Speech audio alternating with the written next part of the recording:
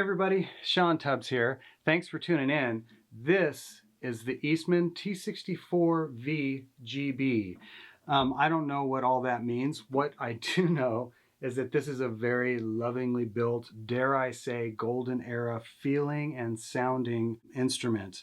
It's a model that many of us are familiar with. It is completely hollow.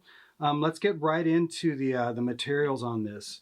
The top and back are laminated maple. Now, to a lot of people, laminate is a dirty word. Not to me. I actually prefer laminate instruments, especially thin lines. To me, they just present better acoustically. They have less transients in the top end. And also on stage, on a loud stage, especially with an all hollow guitar like this one, you're less apt to have the feedback issues that you would have with solid wood guitars. Okay, so top and back is laminate maple. The fretboard wood is ebony. The frets on this guitar are Jescar stainless steel, and they are so polished and just perfectly finished. The fretboard radius on this guitar is a 12. Now, if I miss anything in the specs, definitely go to the website. I retain information like a sieve retains water. So if you want to dive deep into the specs, definitely go to the website and check it out. The nut on this guitar is perfectly cut, perfectly shaped, and it's bone. The neck wood on the back of the neck is maple. The shape is what I would say is a consistent traditional C. It feels really, really comfortable. It's not too big, but it's not too thin. The keys on this guitar are Gotoh Relic keys. The bridge on this guitar is also Gotoh, and it's aged nickel, and this bridge sounds really nice. It's obviously got a Bigsby on it, and we'll get into that in a second. The electronics are Lollar. The pickups are dog ear P90s, and I'm a big Lollar fan, and these pickups sound really great. They're just really woody and open, and yeah, they just sound fabulous. The switch on this guitar is Switchcraft 3-way.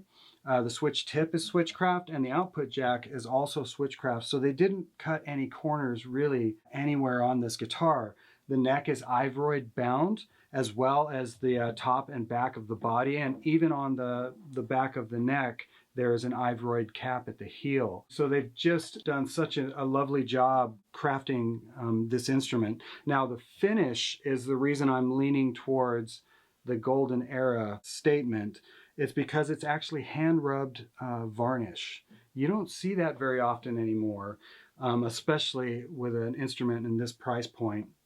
The finish is so thin and the guitar sounds so open, and the little bit of relicking that they did looks amazing to me. It's not overly done. It just really does, right out of the case, present like an old guitar would present. Now, these are built in Beijing at the workshop. They do really, really nice work. I'm very impressed with this instrument.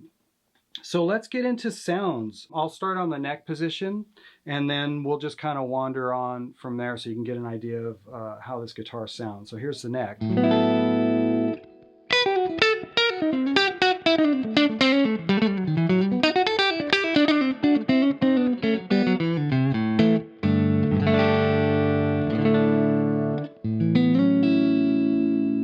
Here's the neck in the middle.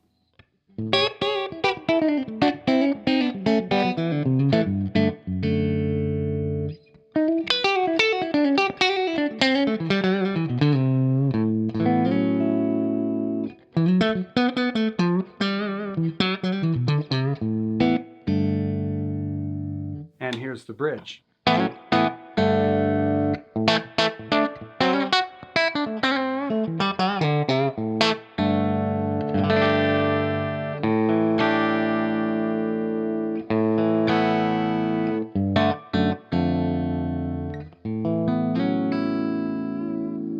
So these pickups just sound really great, and what I love about them is they've got a really nice growl when you turn on an overdrive.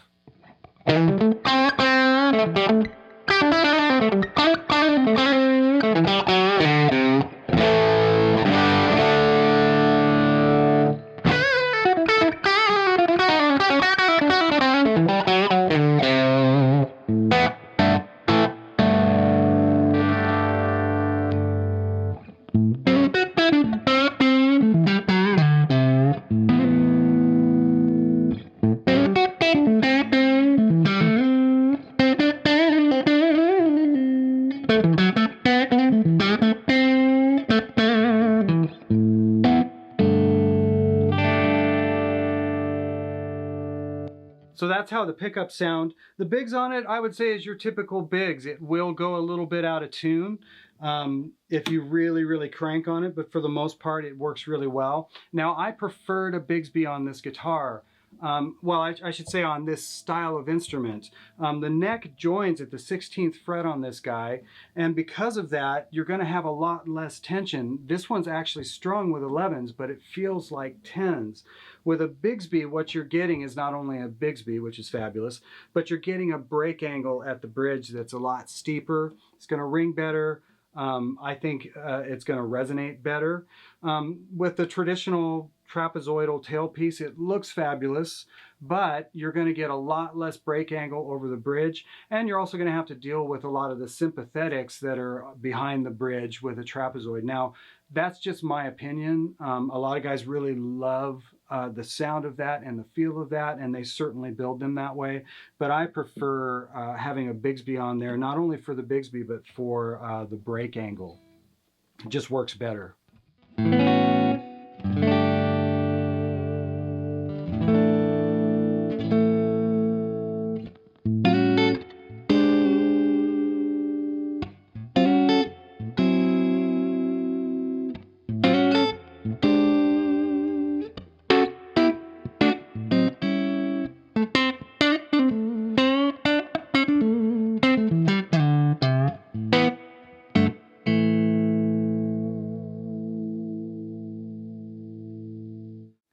So that is the Eastman Guitars T64 VGB. If you've got any other questions, by all means, go to the website and check it out. And as always, I really appreciate you guys tuning in, and we will see you next time.